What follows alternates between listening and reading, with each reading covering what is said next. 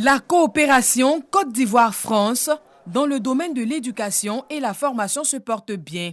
Dans le cadre d'un prêt souverain octroyé à travers le C2D, contrat de désendettement et de développement, plusieurs infrastructures scolaires ont été construites et bien d'autres encore suivront les mois à venir. C'est ce qui ressort de cette rencontre entre Mariatou Koné et les responsables de l'AFD, l'Agence française de développement. On a été reçus par Madame la Ministre pour faire le point avec elle sur le portefeuille éducation qu'on mène ensemble, qui est important, qui est un des portefeuilles éducation les plus importants de l'AFD, pas qu'en Afrique mais dans le monde. Je suis très fier que l'AFD ait pu accompagner la Côte d'Ivoire dans la construction d'autant de collèges. Je crois que ça représente presque 150 collèges en tout. L'entretien était aussi l'occasion pour les deux parties de faire le point sur la bourse nationale des manuels scolaires qui facilite l'acquisition des matériels didactiques. Il a également permis d'évoquer la question du lycée scientifique de Yamoussoukro dont la réhabilitation débutera très prochainement. Nous avons l'honneur et la grande joie d'annoncer que le lycée scientifique va effectivement être réhabilité. Les contrats ont été signés. Très bientôt, nous recevons les experts pour lancer le démarrage du projet de réhabilitation du lycée scientifique de Yamoussoukro. Cet établissement d'excellence, cet établissement de référence, cet établissement emblématique. Le projet de réhabilitation, c'est un projet qui est vraiment attendu par les Ivoiriens, attendu pour toutes les personnes qui ont fréquenté cet établissement, attendu également par tous les partenaires. Au vu des acquis notables issus des CD2 1 et 2, le C2D 3 sera lancé cette année.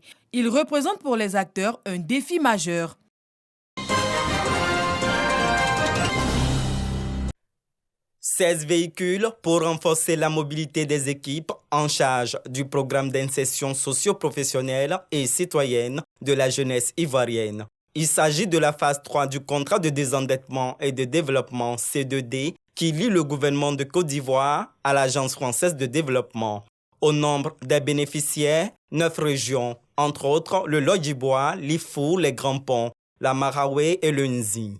Nous assistons à un moment important où la collaboration entre le gouvernement et les collectivités territoriales en matière d'amélioration de l'employabilité et de l'emploi des jeunes est mise en avant à travers un appui logistique du projet. Ce programme vise à contribuer à l'insertion de 81 420 jeunes pour un coût global de 51 600 millions de francs CFA. Plus de 50 000 jeunes ont ainsi été accompagnés à travers des dispositifs de renforcement de leur employabilité, à travers des stages, des chantiers écoles ou d'entrepreneuriat avec l'appui à la structuration de business plans, l'obtention d'un crédit pour démarrer un projet, un business. Ces moyens logistiques permettront un meilleur suivi des jeunes bénéficiaires dans chaque localité. Le coût total donc, de ces véhicules se chiffre à 434 529 996 francs CFA. Ces moyens de mobilité permettront de renforcer la capacité opérationnelle des équipes, d'assurer le suivi et une supervision approchée des activités et garantir une mise en œuvre efficace des initiatives d'insertion socio-professionnelle et citoyenne au profit des jeunes. Outre les régions, l'Agence Emploi Jeunes a reçu 5 véhicules et 2 autres véhicules ont été affectés au ministère de la Promotion de la Jeunesse, de l'Insertion professionnelle et du Service civique.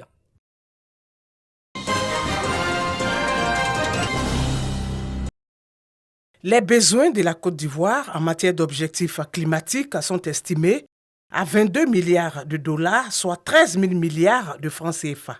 Bloomfield Intelligence veut apporter sa contribution à travers la mobilisation du secteur privé et des financements innovants. D'où cette table ronde initiée conjointement avec le ministère de l'Environnement, du Développement durable et de la Transition écologique.